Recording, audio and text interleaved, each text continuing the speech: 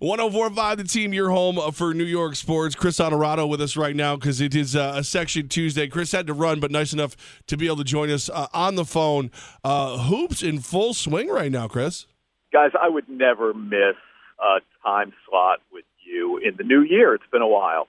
It's a big night in high school hoops for sure. And you know what? Let's show the ladies some love. We normally will start with Joseph Girard, and trust me, Glens Falls people, we will get there. But Averill Park, Shen girls, neither team has lost at this point, and they face each other tonight. And despite Averill Park being a Class A team, they play a Suburban Council schedule each and every year, and it makes them world beaters once they get to sectionals. And they're mopping up on that are double A's this year so far. Very impressive what Sean Oregon has in his team with girls like Kelsey Wood, Stephanie Jankovic, and then, of course, Shen, some of the characters already. Cam Tooley will go play at the D2 level next year. And Alex Tudor, who's, by the way, a good basketball player, but a terrific track athlete as well. And Joe Murphy has that team rolling. So looking forward to that one tonight for sure. Fantastic matchups there, but now let's get to JG3 and the Glens Falls. Yeah. The updates of where his scoring may rank when it comes to New York State all-time scoring history as soon as tonight. So, guys, I think he's 30 points away from Joel Winkowski's number on the Section 2 scoring list. Kobe Lufkin tops that list. Girard's getting 48 a game. So, against South Glens Falls tonight, I would say it's a pretty safe bet that he'll move into the number 2 spot all-time in Section 2, and then Kobe Lufkin will be next on the list. Here's the thing. Everybody on the Section 2 list and everybody on the New York State list, they are just in the way. And at some point, Gerard's going to push them out of the way. There's no question about any of that. As a junior, he may be the all-time leading state scorer, and certainly if he doesn't get it done this year, he's going to get it done next year. So whatever name is in front of him, they will eventually be behind him. And in a game like Glens Falls, South Glens Falls, I would imagine Girard is ready to go in that rivalry. Chris Onorato with us right now. It's called Section Tuesday. We hit all the local sports. Yeah, I mean, I was actually just going to ask you that. Is there any fear of him not ending his high school career as the number 1 scorer in New York State? No, I mean, we've had local reporters, Michael Kelly of the Gazette, even before the season started, Levack was doing the calculations of, okay, how does Girard get to 4,000? It's absurd, some of the numbers he's going to achieve here this year. So, no, I mean, look, barring any kind of injury, which, of course, nobody even wants to speak aloud about, Girard will be the all-time state leading scorer, which is held by Lance Stevenson. And I forget his nickname. Goz, you may know it off the top. Was he the chosen one or I forget exactly. Yeah, something like that. Him and Sebastian Telfair right around that same time. Yep. Yeah, exactly. A self-given nickname, of course, with early success. Girard will be ahead of him even.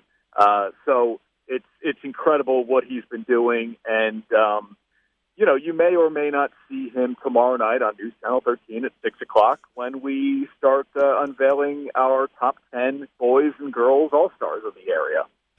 So with all that being said about JG3, we got to focus on the team itself. Is Glens Falls head and shoulders above that class in Class B, or are there teams that might be able to pull off the upset as we get closer to February and March? Guys, not only are they not head and shoulders above everybody else in that class, not only it wouldn't be an upset if they lose somewhere in sectionals, like McKeel Christian they're better. They're better. And they gave Glens Falls a heck of a run last year in the sectional championship game. The numbers bear out really kind of what's going on in Glens Falls right now. Joseph Girard III, some would say maybe he's trying to do too much when you look at how many shots a game he gets, but he's required to score as much as he has so far this season just so Glens Falls can win. I think he scored 50 one night, and they won by 3 or something like that. So he is required to score a ton of points each and every night. You have to wonder, will that kind of weigh on him heavy once they get into the postseason? McKeel Christian is a terrific team in Class B. I think they've got it all to not only make a run through sectionals, but to do some stuff in the state tournament as well. Before you throw me off the line here, because see, when I'm in studio, I can really kind of hold my time, but you've got me on the phone. You can cut me at any second. I just want to make one point. On Big Board Sports this morning, we had Jordan Kanzarian, former Troy High running back, was a terrific running back at Iowa. He's been playing in Japan, by the way, for the X League the last couple of years. He's going to try out for the Albany Arena Football League team, which Roger insists I just start calling them the Albany Phoenix at this point. So he's going to try out for the Albany Phoenix on the 26th, I believe it is. And I don't know, how do you not take a kid who did really well at the Big Ten level? Try out, I would think, would kind of be just something more of a formality for him, but we'll see. Yeah, we're rooting for him. We're rooting for Wade Hanson as well, a Virginia Tech prospect who played there.